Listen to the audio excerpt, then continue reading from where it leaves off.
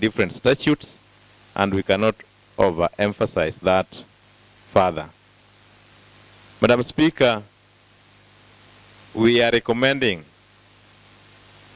that, yes, we do have administrators of some of these funds. But I think if they cannot do better, then it's time that we change some of those administrators. Because all of us agree and admit that our students need bursaries. And this money meant for bursaries should go to the students. And it's so direct. It's money that you appropriate for bursaries. You have the ward committee sitting, you give out the money, you provide documentation during audit. And remember, audit is done 6 months after the end of the financial year. So sometimes we don't understand why documentation that is required for such a fund takes time to be provided. Otherwise, Madam Speaker, I rise to second. Thank you.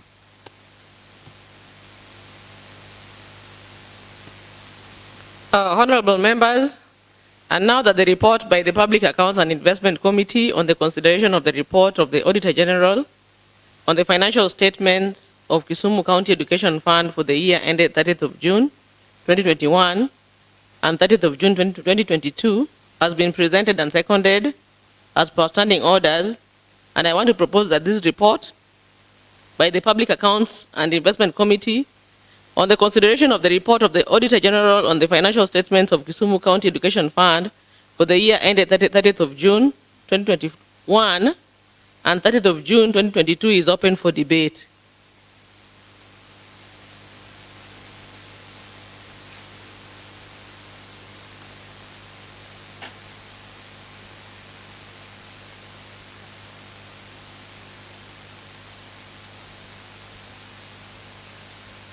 Yes, Honorable Tom Nyaoke of North Nyakach. Thank you, Madam Speaker, for giving me this opportunity to present my observations to this very important report, Madam Speaker. Madam Speaker, we are all aware that issues to do with bursary, in fact, is one of the fundamental issue that affects all of us in our respective wards, Madam Speaker. Madam Speaker, but I just want to confine myself on 2021-2022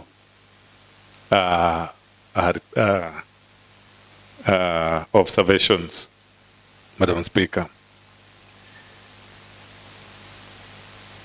Madam Speaker, I think my colleague who seconded this report, the adoption of this report, also did give some brief. And I can recall he talked about issues to do with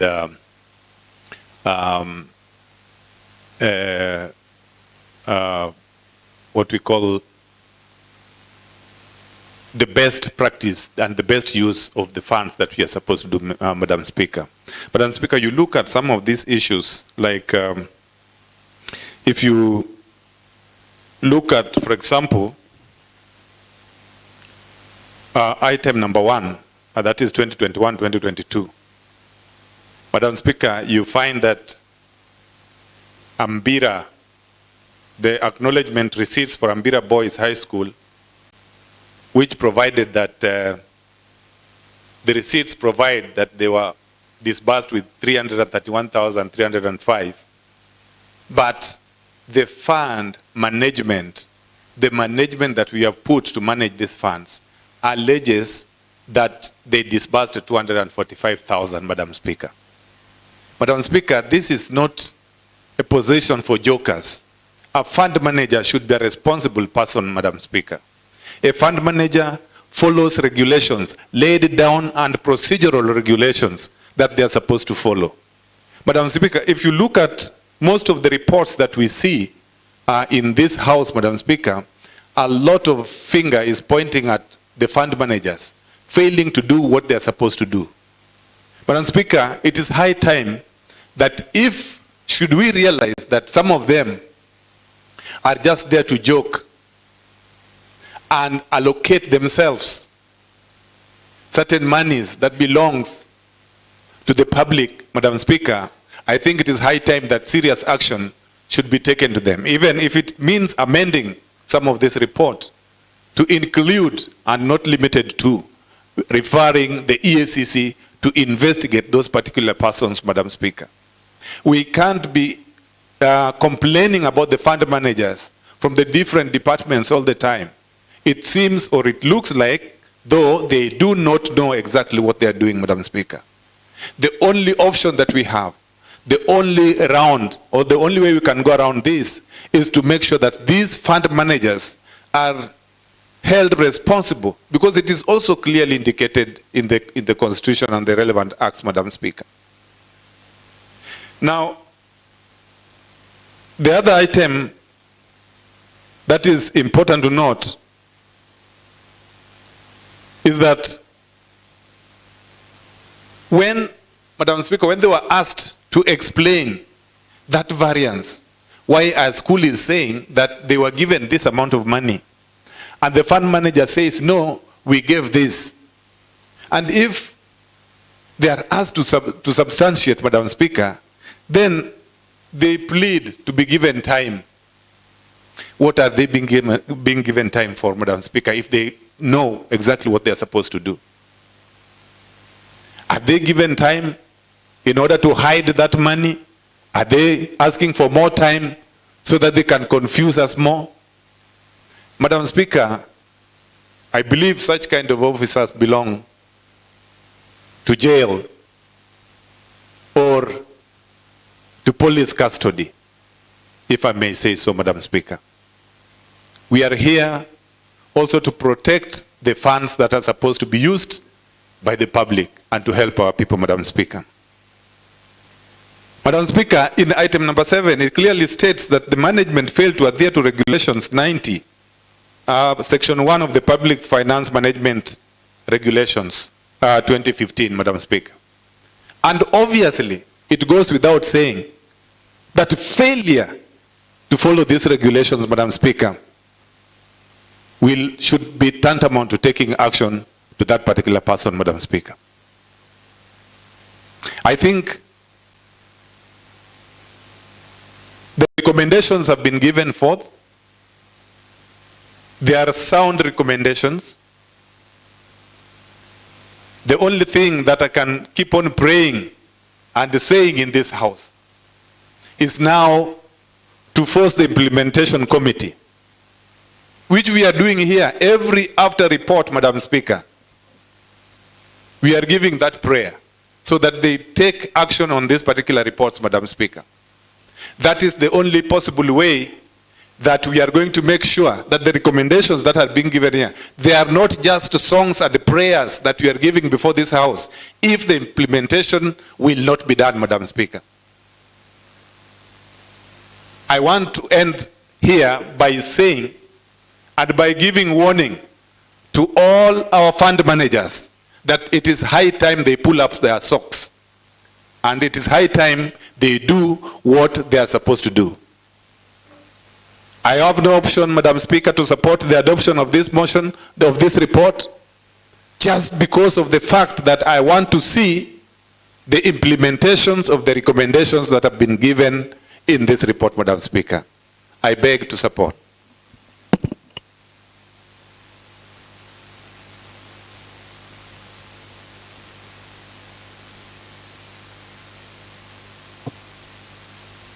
Yes, Honorable Benny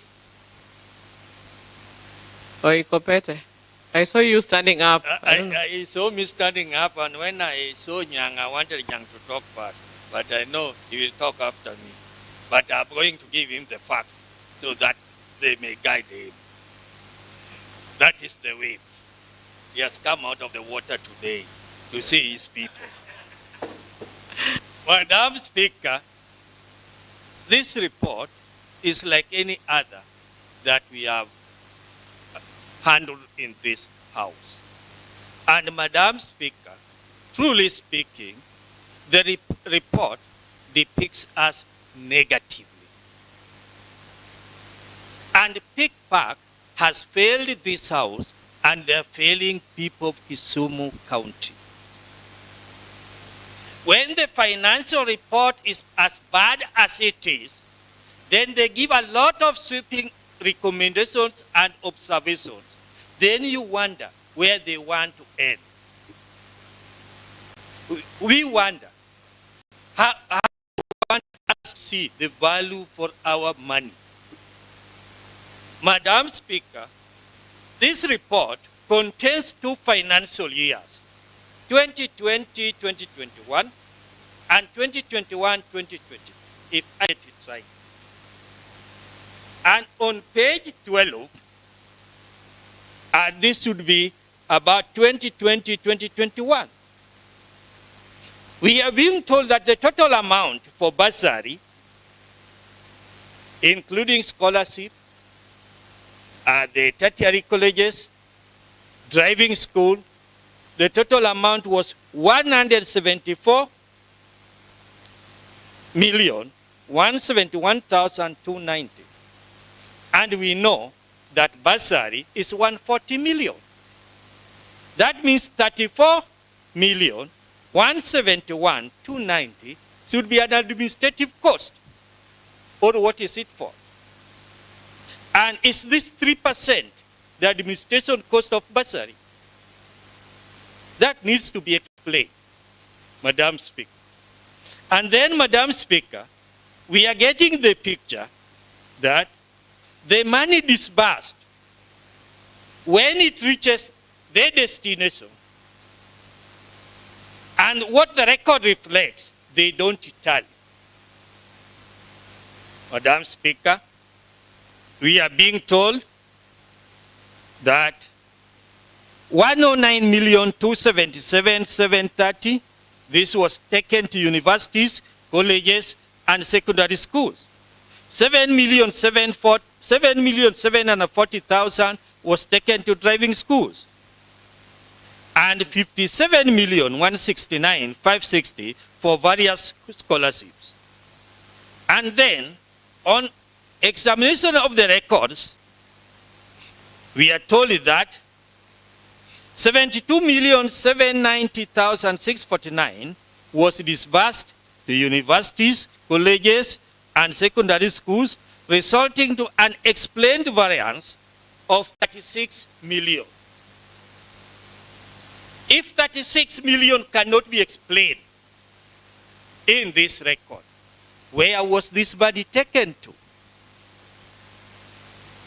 And with 174 million and 36 million cannot be explained. Another one, in addition, audit verification of bursaries disbursed to one of the schools revealed that 538,000 disbursed. Only 48,000 was received by the schools, resulting in an explained variance of 130,000. How is this office handling its finances? How are records being kept in this office? Then we are also told 2,218,000 was paid to various driving schools and was captured in the ledger, but this record is also questioned.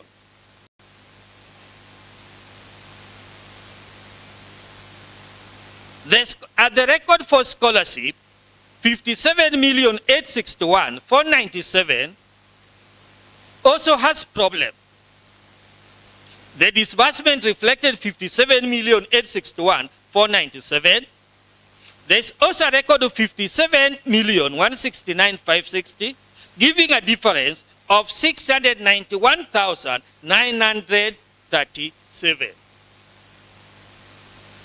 If the records don't tally, and with the problems we are having with the bursary disbursement in this county, what picture are we getting?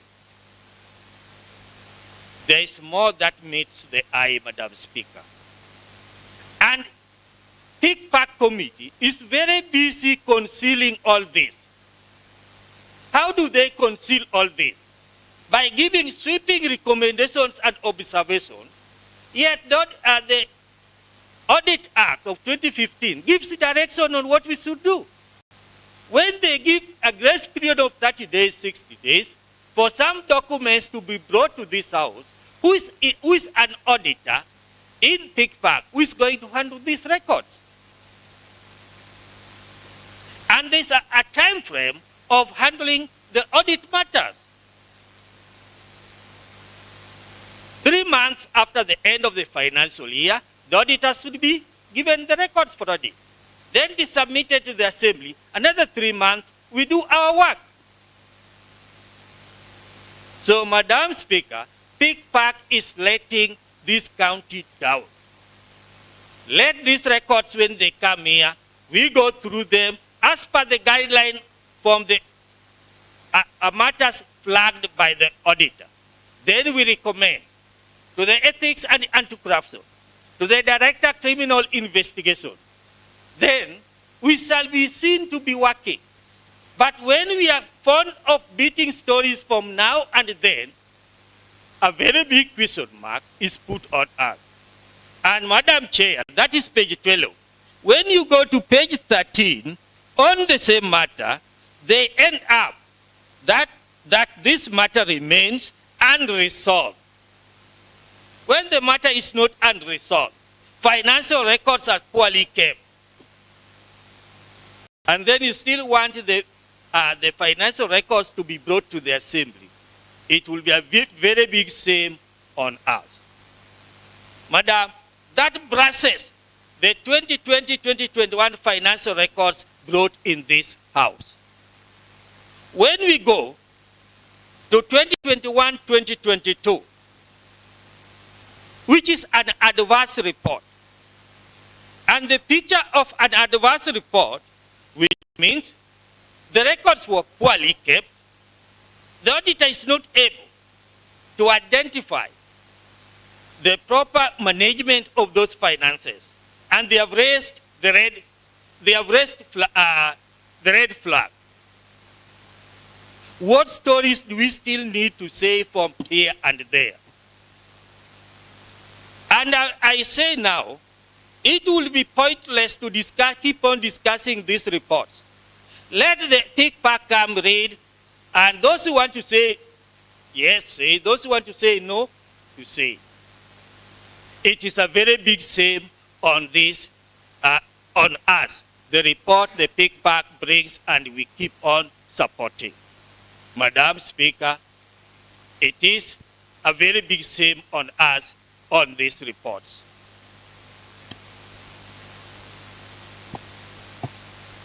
Yes, Honorable Oikopete, you didn't say whether you support the report or you reject the report.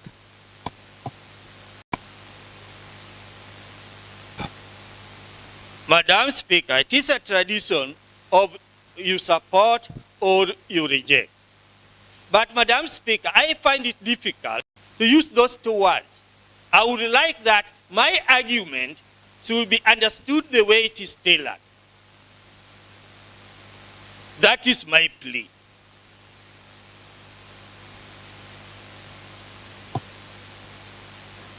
Yes, Honorable Peter Basso. Thank you, Madam Speaker. Madam Speaker, I think the last few reports that have been read in this house, the Pick Park Committee, just point towards one direction. Failure to adhere and also complying to financial regulations and policies. And through this, you can see all these facilities do attain adverse reports. I think these things should be a thing of the past. And Madam Speaker, as you can see it clearly here, that issuing of bursaries, and also while they were giving driving schools, they were disbursing funds to these driving schools. we can see the variances being experienced. And also, through this, I think this system of disbursement should now be a thing of the past. Through this, we cannot trace some funds, how they are being used, and how they are impacting towards the living standards of our people. So I think we should trace back to the old system where checks were being issued, and I think that one was a bit transparent. Madam Speaker, with these few remarks, I just want to support the implementations of these regulations. Thank you. Of these recommendations. Thank you.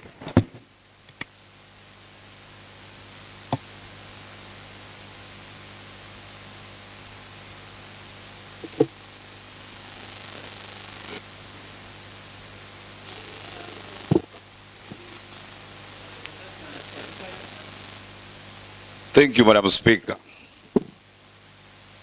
Madam Speaker, I rise to support this report as read by the Honorable Peter Warindu. Geoffrey Warindu. I beg for corrections on behalf of the chairperson, Madam Speaker. However, I request that Warindu, you make some recommendations.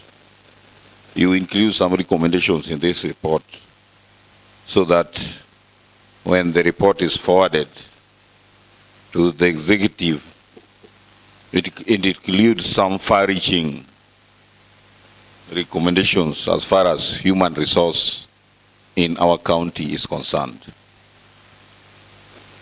Madam Chair, the committee of Pick and Pack, not once, not twice, but severally, they have laid to us and given us several reports in our accounting entities, be it the health, and today we are getting a very elaborate report about the education fund, Madam Speaker. Madam Speaker, the reason why I'm saying that far-fetching recommendations should be included in this report is because we have seen malpractices in several accounting entities, and no action has been taken to these accounting officers who are operating these funds on behalf of the county government. Some of them are called CPA, like the case of this fund accounting officer is called CPA Orwa, who I believe understand the accounting standards as per indicating in our statutes, Madam Speaker. Madam Speaker, in the case of Impress, Madam Speaker, the chair has indicated to us that an Impress accounting to 6,150,000 was never surrendered.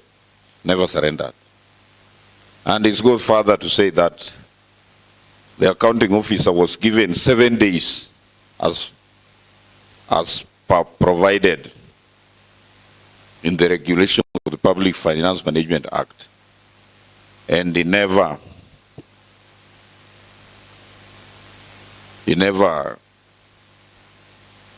shown the committee the recipient of the impressed, and the impressed were never accounted for.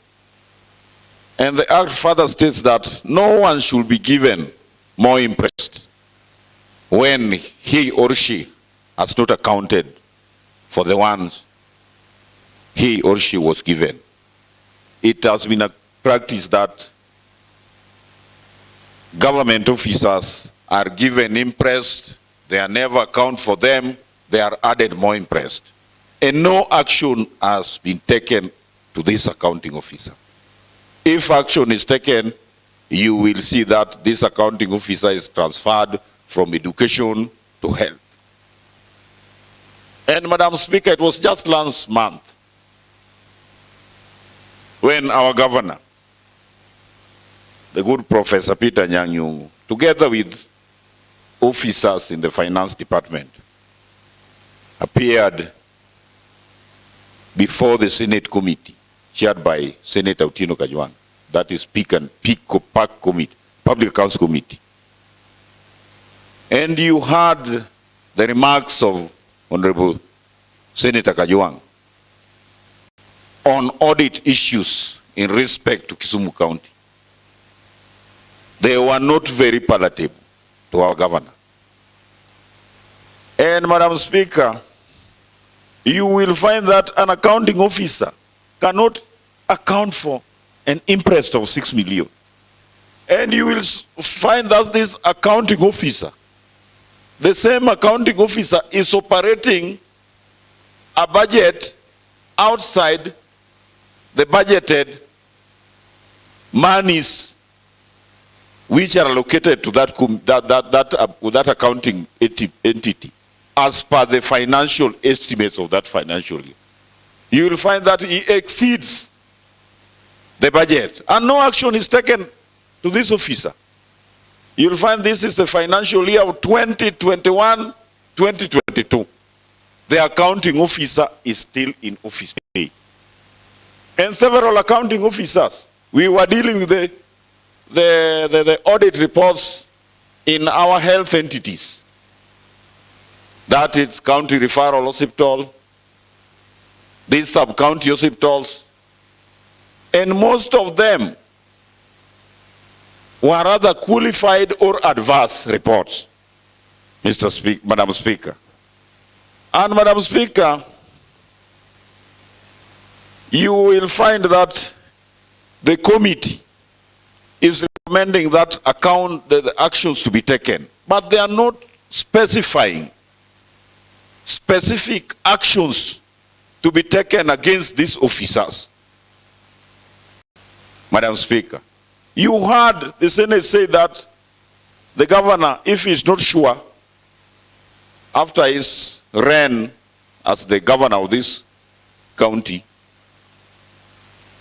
the EACC officers will go knocking on his door to respond to audit queries which arose while he was governing this county. And these single officers are just in the county government. For the last 7 years, Professor Peter Nyang' has been running or administering this county. We have never seen a single officer or accounting officer being arrested, taken to EACC to respond to these issues, write statements. If EACC finds it relevant that they be taken to court, they should be taken to court. Madam Speaker, I am speaking as one who represents government business in this house. And when government business is not going on well, as leaders, as highlighted in the objects of devolution, where it talks about accountability of government resources, somebody must be held accountable. So that we are seeing that as a county, we are taking actions against those officers who does the great people of Kisumu the service by misappropriating funds or not accounting to funds which they are entitled to account for. Madam Speaker, I support this committee report, but some necessary action should be taken against these officers, Madam Speaker.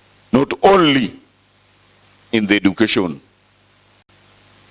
Madam Speaker, you will find that the monies which were disbursed to the driving schools were never accounted for, Madam Speaker. Even though it was meant to empower our youth with driving skills, but you must have count for those funds. Which are these driving schools? Each of these driving schools, checks were written to them, or money was wired to their accounts. Where are these driving schools? How many students were trained in this driving school? Because the law requires that you must be accountable. Public resources must be used in a prudent way, Madam Speaker. So as a county going forward, Madam Speaker,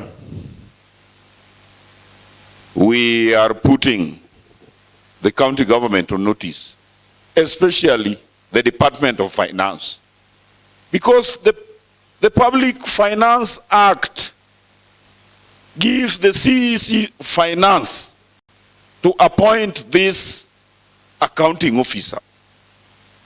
Be it which department, it's the power of the CEC finance to appoint accounting officers. Even in the county assembly, our county assembly, even though we are independent, but we are not autonomous. You will find that it's the CEC finance who give recommendations to the clerk of the county assembly as accounting officers, together with other signatories. And we are accountable. So, Madam Speaker, we are urging the county government to take action upon these officers. Because us, even as members of this county assembly, Madam Speaker, we are accountable to the public. The public will judge us based on our performance, on oversight and legislation. If we don't oversight the executive in a clear manner, as said by the Honorable Oikopete. Oikopete is a very progressive leader, but sometimes he fails. He fails to highlight. He goes personal about the county government just because of one or two reasons, the political aspects of it. But Mr. Honorable Oikopete, I urge you to be proactive and move in a trajectory which will help this county, rather than blaming so and so. We should highlight and name these officers as an assembly, so that they are held accountable. If not, they are taken to court. Point of order, Madam Speaker. Madam Speaker, I praise the whip for his contribution, and whip, I'm very clear on what how the auditor reports should be handled. Honorable Oiko, on which point of order are you standing? Point of order, statement of facts, Madam Speaker, 87, Okay. 87, 89. Madam Speaker, I've advised in this house from time to time that auditor report, we can only make two decisions.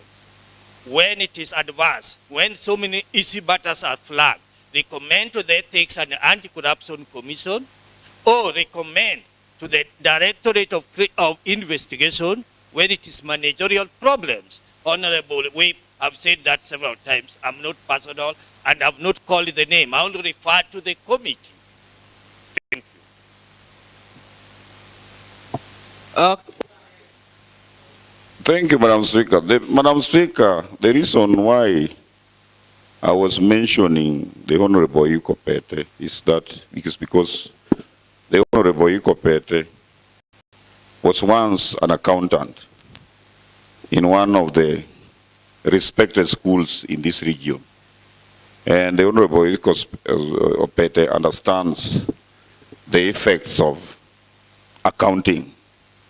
And while he was contributing, Madam Speaker, he alluded that he is neither supporting nor recommending this report. In his contribution as an accountant, he could have helped this house by indicating the gaps which were left by the committee, so that's to help this office, this assembly, as an accountant who has accounted for public funds.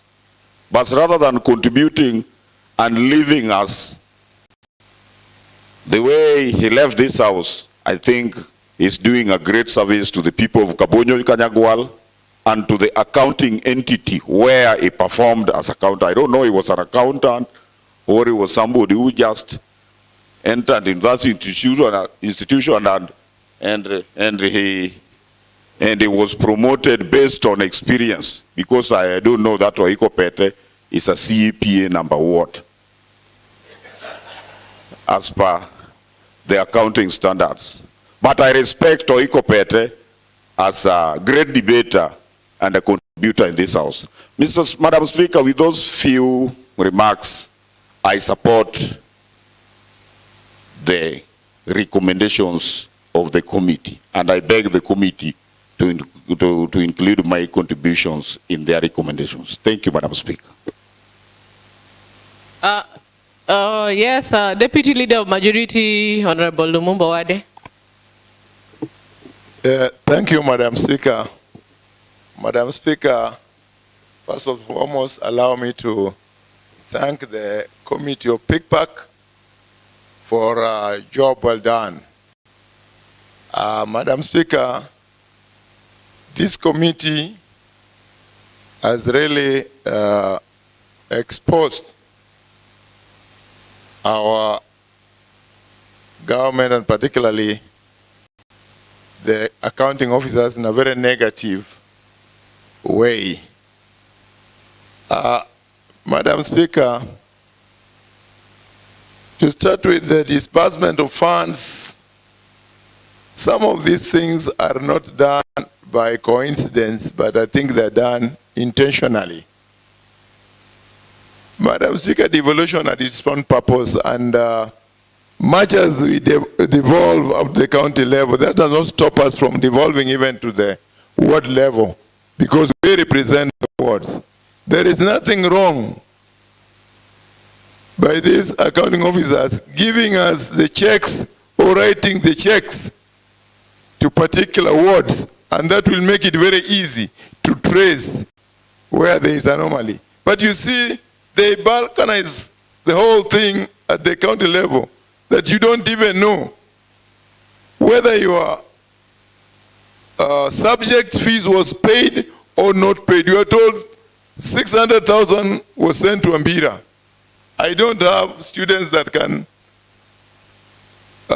meet that amount in Ambira. But you thought, okay, 1 or 2 from Nyakacho Southeast, who is in Ambira, was mixed with some from Moroni. It is just a way of confusing and stealing the county government money.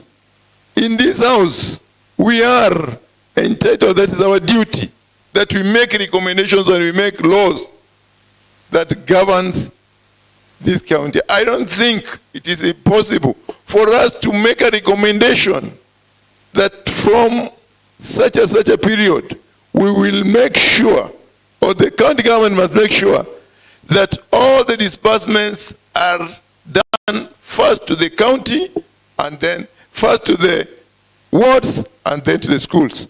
In my ward, I have about 15 secondary schools. This conforms to about 75%. What is so difficult in disbursing checks worth 15 schools and leave 25% to national? It will be very easy to trace and even get to know where these anomalies start from. But because they know they're the beneficiaries, they do the opposite. It is our rightful duty to correct this anomaly. Madam Speaker, in regard to surrender of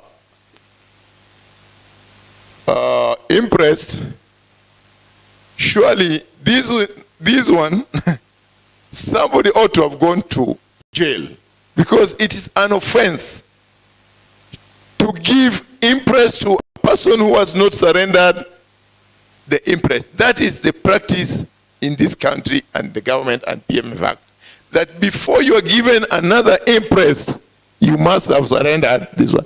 But then you see here, 6,500,000 was not surrendered.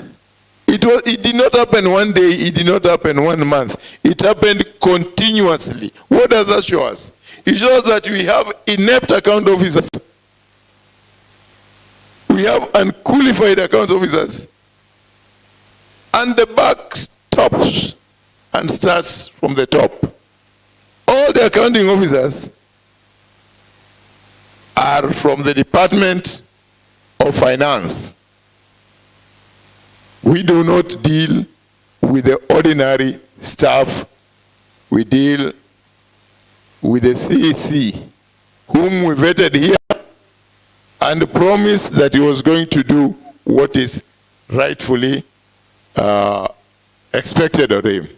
If this has happened in his watch, Madam Speaker, I think the CCM for Finance owes this House an explanation and not an apology. Madam Speaker, it is high time that this House should stand to be counted.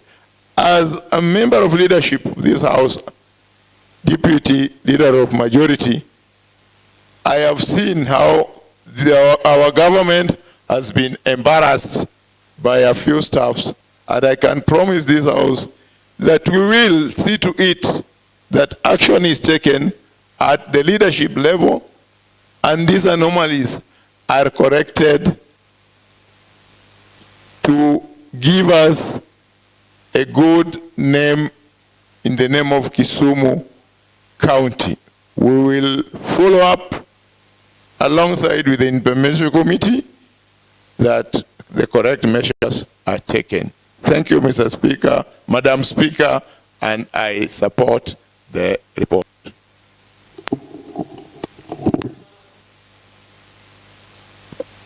Thank you, Madam Speaker. Madam Speaker, I don't want to repeat many things that have been said by members, but Madam Speaker, if you look at the report that we have from the Pick and Pack Committee and the reports that we've had in the Assembly, I'm worried. Because, Madam Speaker, nearly all the reports that we get, be it from Health Department, be it from all the other departments, nearly, if you look at all the recommendations that we have, a big percentage touch on accountants in this wonderful county, Kisumu. So, Madam Speaker, my worry comes in when we have very many reports, but if we can focus in any report and give Kisumu County what was done, or maybe what action was taken for the accountants, you'll realize that in nearly 100 reports, maybe one. And this is worrying, because if you look at the founders of devolution, the idea of devolution itself was to bring value and quality development to people down at the counties. But if we can have such, because I can't say this is a mistake, this is something that has always been ignored over time, and it has become a trend. Madam Speaker, I want to urge this House to make this House look very honorable. As our leadership has said, together with the implementation team, we should send a message in this county. Because we can't have millions being mismanaged and we just assume that this is a member of Kisumu County and that goes like that. Whenever money has been spent, the people of Kisumu should see value for their money. And that should also be shown in our reports, accounting reports. And if we can have accountants giving out impress without anything to show that this money did this or this money did that. It is a complete shame to this county. And it is my hope that as members of Kisumu County Assembly, that let us not take this lightly. Let us give Kisumu County direction. Because if we leave this to go like that, it means the coming years, we are also going to see such scenarios, and the electorates are not going to get value for their money. So, Madam Speaker, it is my suggestion that all the reports that we've had in this assembly that touch on accountants, at least all the recommendations should give us, or rather give the county government a period at least to give us a report on what has been done to that accountant or what has been done to anybody who has mismanaged funds. Another thing, Madam Speaker, you'll realize that apart from the accounting office, where after money has been mismanaged, you realize that accountants are reshuffled. It's the same thing also in procurement in this Kisumu County. After some issues have been noted that are not going well, you realize also the procurement department, they are doing some reshuffling. I don't know this is to cause confusion, but I urge this Honorable House that we should clearly follow up on all the reports that we give. Because from this House we have very good reports, but we can't show anything for it. The reports are there gathering dust, but what we can now tell our people that after this, what we did in the assembly, this was done. There's completely nothing to show. So I support the report, and I believe this time action is going to be taken. Thank you, Madam Speaker.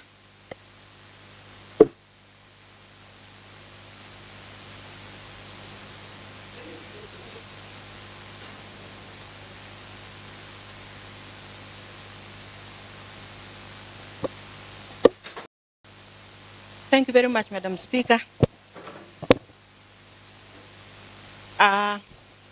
I rise to support the recommendations by the PICPAC committee. And before I move on, I can see a lot of debate is around implementation. But I want to tell this House one thing. That is either we decided to work, because that is why we are here, or we just don't work. The reason why I'm saying this, Madam Speaker, yesterday we had a debate here, a very heated debate of delegated committee who brought their report here, and every member pulled the report down. The reason was being that the report which was brought before this House was not good for our children to get bursary. That the report actually recommended that our children are not going to get bursaries. I want to tell the House today, because yesterday they were looking at me and they were like, I've become mad.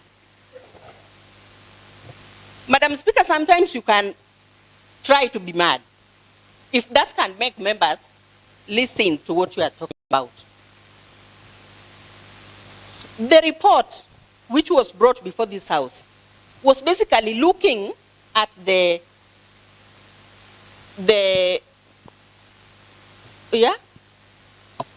it was looking at the regulations.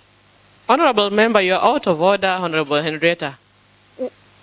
We need to stick to the debate at the moment. We're not debating the delegated report at the moment, so we either stick to the report on PICPAC.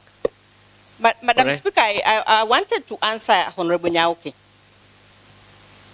But I cannot answer Honorable Nyauke without evidence. Point of order, Madam Speaker. Point of order, Madam Yes, Speaker. Honorable Nyauke.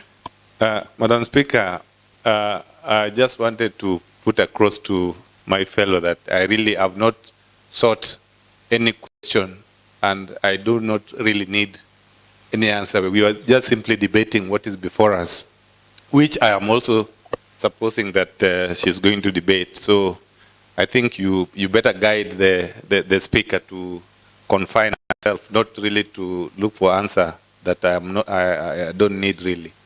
Thank you, Madam Speaker. Yes, Honorable Henrietta, I hope you stand guided. Thank you, Madam Speaker, but I want to believe that everybody else heard what happened yesterday. That is one. Madam Speaker, I would like to concur with Honorable Oikopete. If we cannot handle this report, because it looks like our hands are tied, then we can direct them to relevant authorities to see what they can do with the rogue people that we have in this county of Kisumu. Recommendations have been given in this house. But when you try to call the people responsible to answer to the queries that this house brings forth each and every single day, then you become a bad girl or a bad boy. So I'd like to request the house that even though some of these things have been placed before us and maybe as a implementation committee, but I would also like to recommend and to concur with Honorable Eko that if we cannot handle these cases, then we better take them to where they are supposed to be. Thank you, Madam Speaker. Yes, Honorable Vitalis Komudo. I saw you standing up several times. So. Point of order, Madam Speaker. I want to inform the Honorable Henrietta Bodo. She's moving away. Madam Speaker, this is a house of order and a house of respect. We don't have boys or girls in the house.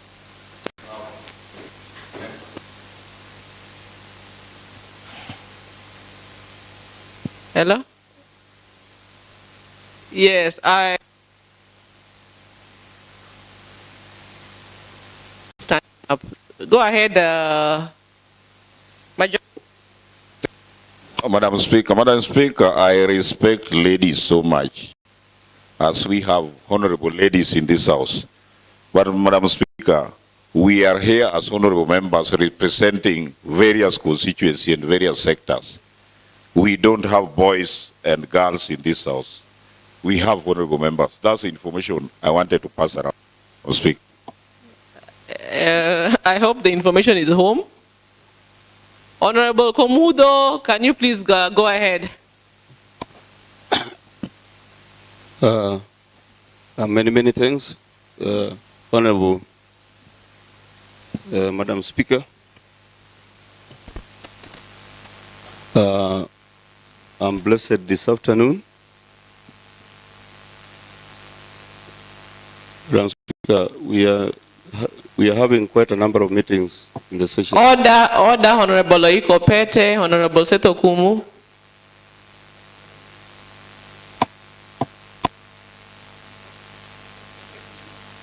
Honorable Moses Ochele, you're not on the floor. Many thanks, many thanks.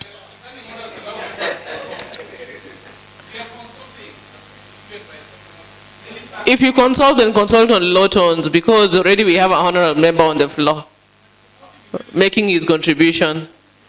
Honorable Moses Ochele, you're a senior member. You know the standing orders. Go on, Honorable Komudo. Many thanks once more. My senior, I would respect you if you respected the House next time, and I would plead with my fellow colleagues that I want to contribute a little bit to the report. A very good report, a detailed one, given by the committee on PICPAC. Indeed, a lot of recommendations, very good recommendations have been made, Madam Speaker, and if we have to follow the same, I want to believe that that is going to help us in future. A lot of blame games is going around by the honorable members, trying to blame each other. I think the matter is very simple. How I wish the chair of the implementation committee, who just commented and walked away out of the house, could listen to some of these comments coming from us. I see no reason for the beating of the PICPAC committee, as some honorable members seem to do, because the PICPAC committee can only come up with their recommendations and their observations the way they have done. Coming to say as to how useless or how important or how bad the committee is quite unfortunate and is actually biased. If you ask me, the PICPAC committee have done their job, and it is very unfortunate that we are discussing a report for the financial year 2021-2022. What of the 2022-2023?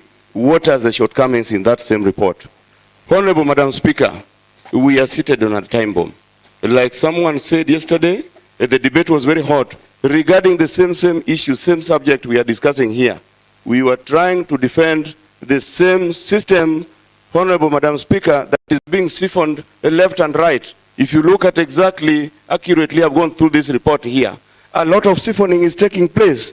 And what happens actually, like mentioned by my colleague Honorable Bill here, that some reshuffling will take place. If you transfer thief from one corner to the other corner of the house, will that stop the stealing? If you transfer a night runner from one homestead to another homestead, is that going to stop the practice of night running? So honestly, let us call a spade a spade.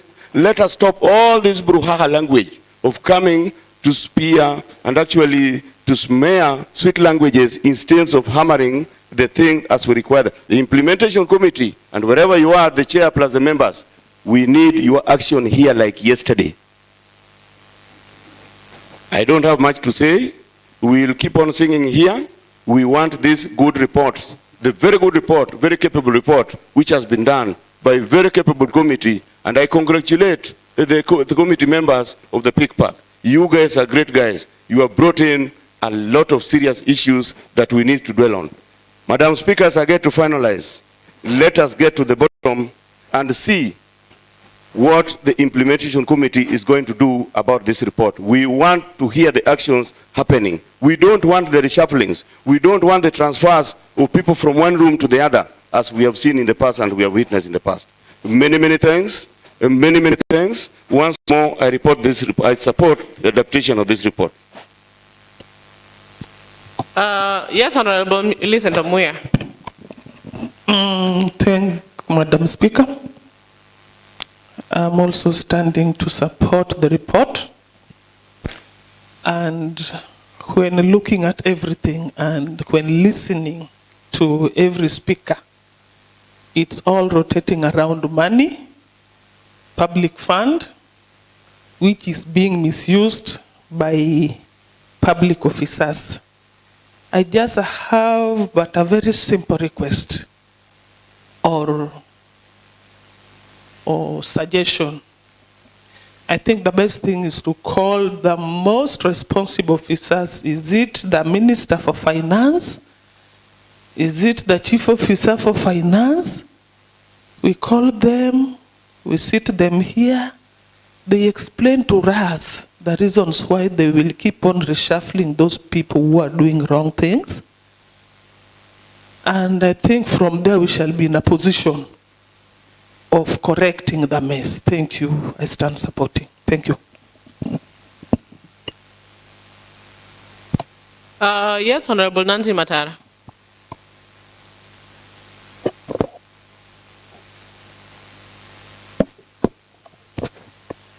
Speaker, I just want to add my voice on these significant concerns raised by the committee. Madam Speaker, there's not much I'm going to say, but I just want to emphasize on what my colleagues also have said. But Madam Speaker, I think somebody must go home on these. These are serious observations. And Madam Speaker, we are going to be accountable for everything we are doing in this house. I'm just going to ask the Honorable House that we have to stand firm, and we're asking also the committee of the Peak Park that they have to do the work, as you said. Because all along we've been accused of clapping to the department, but it's kind of their norm now, Madam Speaker. They're using money that cannot be backed up with a document. Mr. Speaker, Madam Speaker, when they can have a cash book balance and the financial statement that are not updated, Madam Speaker, I think somebody must go home. I support.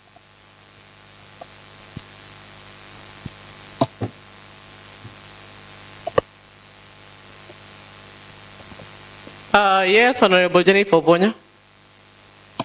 Thank you, Madam Speaker. Going by the mood of the House, may I call the mover to reply? Go on, Honorable Geoffrey Warinda. Thank you, Madam Speaker, and for all the honorable members that have made the debate so lively with their contributions. Madam Speaker, I just want our members to understand that we all here, we represent the interest of the people of Kisumu County, and that's why we were elected. And our main role is to oversight. And when we are making our contributions, sometimes we make contributions as if we are addressing members from the other county. We are all members of this county, and if there is any suggestion, any recommendations that you feel can help the country, as an assembly member, that one is allowed, and you can bring the recommendations here. Let me, with a lot of respect, my whip and a mogul in this house, and Mr. Oiko, and Honorable Oiko, I'm sorry.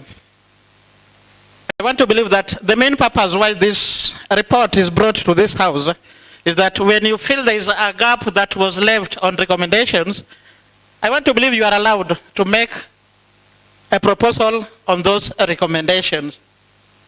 And always when the report is brought here, we just talk of those good recommendations that we have in our heads.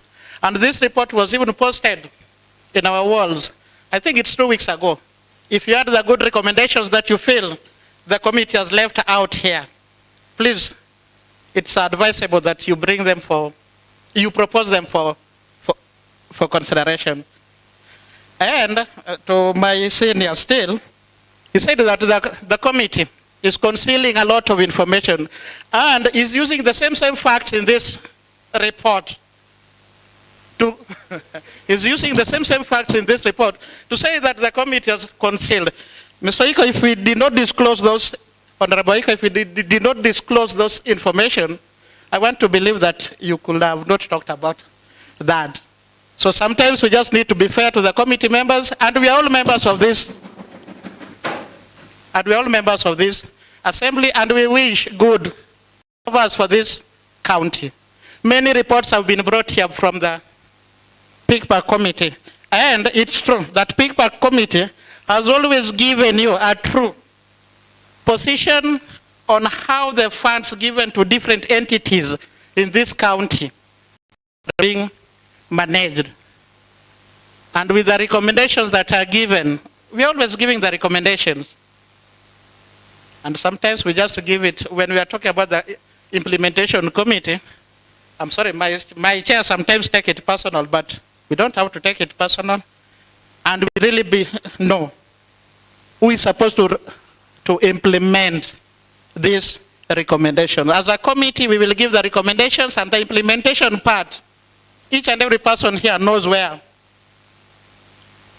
the need will come from. Delay in surrendering the interest means that the amount cannot be accounted for. And that's why we've given the recommendations that relates to that those who are found culpable should be surcharged with that. I started by saying that our main oversight role is to ensure that there is prudent, responsible, and accountable use of public resources that have been given to different entities. And it's true that if you go through all our records and reports that we brought to this house, if you go to trade, health facilities, this is now education fund, the reports that we are getting are not good for the county. And it's true that you saw how the county government was put to task to explain, and Honorable Moses Kajuang said that will not put our governor in a good position when these things are happening and actions cannot be taken to address these issues. A list of those who benefited,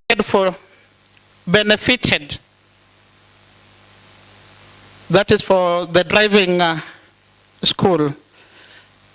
It has not been availed, and I want to believe that there's a recommendation on that the list should also be availed. And sometimes I tend to believe that that's why we've never had such a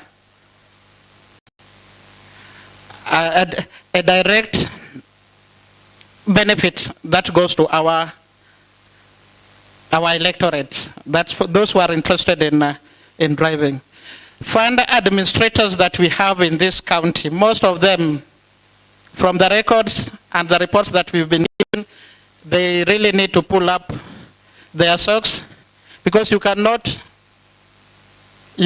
oversee this happening each and every year, and there's nothing which is being done to address that. And I want to believe that the recommendations that we are giving are very specific to those who are involved in these funny activities. Disbursements amounts received by school management. This one was witnessed in Ambira High School, Kisumu Boys, and even Nyakach, where the amount that was disbursed does not match what the school management is giving us. And I want to believe, if you've gone through that report, one of our recommendations was to visit some of these schools and find the true fact of what is happening in those schools.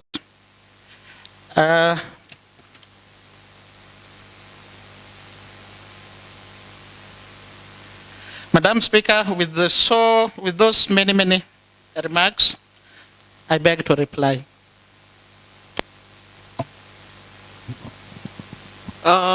Honorable members, and now that the report by the Public Accounts and Investment Committee on the consideration of the report of the Auditor General on the financial statement of Kisumu County Education Fund for the year ended 30th of June 2021 and 30th of June 2022 has been presented, seconded, and debated, and it's time for me to propose a question. And I propose that as many as of the opinion that this report by the Public Accounts and Investment Committee on the consideration of the report of the Auditor General on the financial statement of Kisumu County Education Fund for the year ended 30th of June and 2021 and 30th of June 2022 be adopted. Say aye. And as many as of the contrary opinion say nay. And the ayes have it. And the report by the Public Accounts and Investment Committee on the consideration of the report of the Auditor General on the financial statement of Kisumu County Education Fund for the year ended 30th of June 2021 and 30th of June 2022 has been adopted today, Thursday the 23rd of May 2024 at 16:22 hours, and I direct that the report together with the answered report be submitted to the relevant department for purposes of implementation, and the Committee on Implementation to follow up on this after 90 days.